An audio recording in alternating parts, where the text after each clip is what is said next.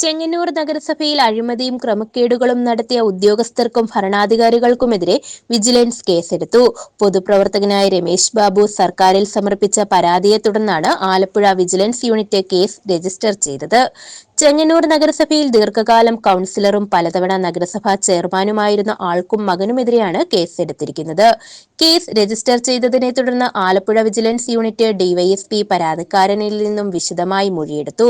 2008 മുതൽ 2019 വരെ ചെങ്ങന്നൂർ നഗരസഭയുടെ ചെയർമാനായിരുന്നയാൾ നഗരസഭയുടെ ഉടമസ്ഥതയിലുള്ള ചെങ്ങന്നൂർ ശാസ്താംപുരം ഷോപ്പിംഗ് കോംപ്ലക്സിലെ 6 കടമുറികളുടെ ലൈസൻസ് തന്റെ ഔദ്യോഗിക പദവി ദുരുപയോഗം ചെയ്ത് തന്റെ മകന്റെ പേരിലേക്ക് മാറ്റം ചെയ്തു നൽകിയെന്നാണ് പരാതി. മകന് അന്യായ നേട്ടമുണ്ടാക്കി നൽകണമെന്നുള്ള ഉദ്ദേശത്തോടുകൂടി കടമുറികളുടെ ലൈസൻസ് മറ്റൊരാളുടെ പേരിലേക്ക് മാറ്റം ചെയ്തു നൽകുന്നതിലേക്ക് കൌൺസിൽ തീരുമാനമെടുത്തെന്നും അന്നുണ്ടായിരുന്ന കമ്മിറ്റിയിൽ ഇദ്ദേഹം അധ്യക്ഷനായിരുന്നുവെന്നും എഫ്ഐആറിൽ പറയുന്നു. ഈ കടമുറികൾ നഗരസഭയുടെ അനുമതിയില്ലാതെ അനധികൃതമായി പരിഷ്കരണം വരുത്തുകയും മുറികൾ കോൺക്രീറ്റ് ഭിത്തികൾ കെട്ടിത്തിരിക്കുകയും ചെയ്തു. ഇതുമൂലം നഗരസഭയ്ക്ക് സാമ്പത്തിക നഷ്ടമുണ്ടായതായും പറയപ്പെടുന്നു. ചെങ്ങന്നൂർ നഗരസഭയിലെ ഉദ്യോഗസ്ഥരുടെയും ഭരണസമിതിയുടെയും അഴിമതിയെക്കുറിച്ച് ഞാൻ 11/11/2021 ബഹുമാനപ്പെട്ട തദ്ദേശ സ്വയംഭരണ വകുപ്പ് മന്ത്രിക്ക് ഒരു പരാതി കൊടുക്കുകയും ആ പരാതിയുടെ അടിസ്ഥാനത്തിൽ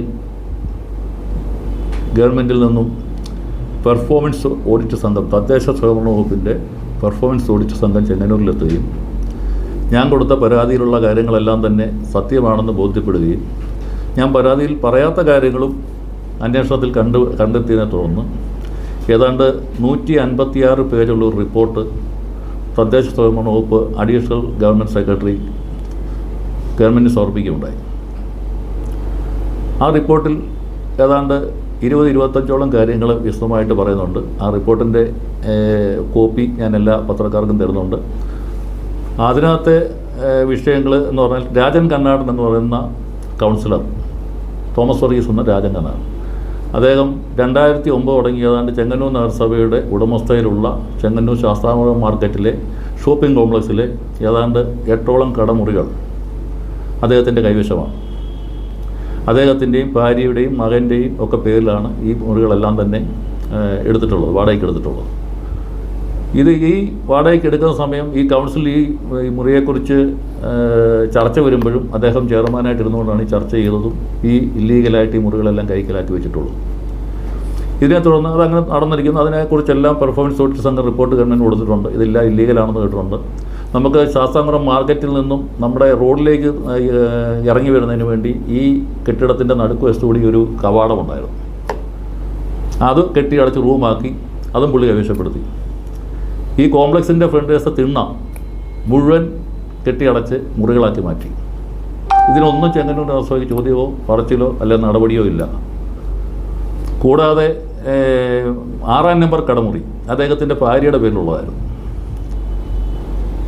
16-ാം നമ്പർ കടമുറി തെറ്റിയ 16-ാം നമ്പർ കടമുറി അദ്ദേഹത്തിൻ്റെ ഭാര്യയുടെ പേരിലുള്ളതായിരുന്നു. ഈ 16-ാം നമ്പർ കടമുറി അദ്ദേഹത്തിൻ്റെ ഭാര്യ മരിച്ചിട്ട് ഏതാണ്ട് 1 വർഷം കഴിഞ്ഞു. ഇപ്പോഴും GST ഉൾപ്പെടെ അദ്ദേഹത്തിൻ്റെ ഭാര്യയുടെ പേരിലാണ് ഈ കഴിഞ്ഞ മാസങ്ങൾക്ക് തൊട്ട് മുമ്പെയാണ് അത് മാറ്റുന്നത്. ഏതാണ്ട് 1 വർഷക്കാലം GST ഉൾപ്പെടെ കളവായി വ്യാജമായിട്ട് അടച്ചുകൊണ്ടിരുന്നു അദ്ദേഹത്തിൻ്റെ ഭാര്യയുടെ പേര്.